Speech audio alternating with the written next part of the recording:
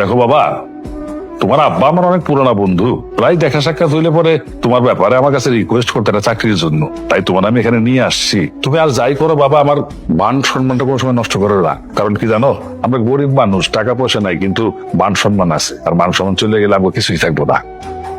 Uncle, আপনি তো আমাকে বেশ কিছুদিন ধরেই চিনেন, জানেন। আমাকে দেখে কখনো মনে হয়েছে যে আমার দ্বারা আপনার কখনো অসম্মান হবে কিংবা কোনো মানুষ ক্ষতিগ্রস্ত হবে?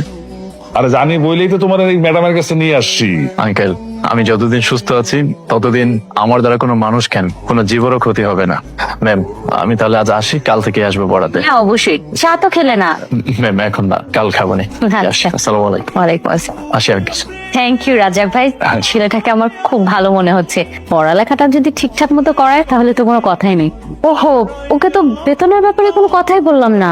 আরে এইটা কোনো সমস্যা হবে না ম্যাডাম, ওই যে ব্যাচেলার মানুষ মেসে থাকে, ইয়াং ছেলে, 3 বেলা খাওয়া দাওয়া করবে, আপনি একটা বুঝে দিয়ে দেন না, বুঝে আপনি বলে দিয়ে সমস্যা হবে না। আচ্ছা, কয়েক মাস আগে দেখি কেমন পড়ায়, 10,000 করে দিয়ে দেয়, কি বলেন? হ্যাঁ হ্যাঁ, দিয়ে দেন, আপনি যা দিবেন তাই হবে, আমি আমি রাজি করা করবো না, সমস্যা নেই। ঠিক আছে। তাহলে ম্যাডাম আমি যাই, মামুনের নিয়ে আসি। ঠিক আছে, যান। মা, খানা কি করলো? সে করবো না মা, ওর আব্বার খোঁজ জানে না, ওর আব্বারে খোঁজেই নাই। আমরা যদি বস্তার বস্তা টাকা দিতে পারতাম, আমরা ঠিকই আব্বার খোঁজ পাইতাম। আমি এখন বুঝতে পারছি আব্বা স্বপ্নে কেন মানে বারবার কইতেছিল, মা তুই ভালো কিছু কর, বড় কিছু কর। আব্বা চাইতেছে আমি তার খুনের বিচার করি।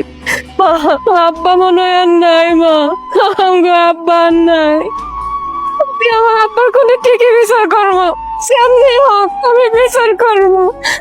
আমি আমার বাবার স্বপ্ন পূরণ করবো, আমি করবো। মারে, আমি আমি তোরে লেখাপড়া করামু কই, এত টাকা কই পামু? আমাকে হাতে যা টাকা আছে আর হয়তো 2-4 দিন চলতে পারুম। আমি তো তোরে খাওয়ানি দিতে পারুম না, লেখাপড়া করামু কেমনে?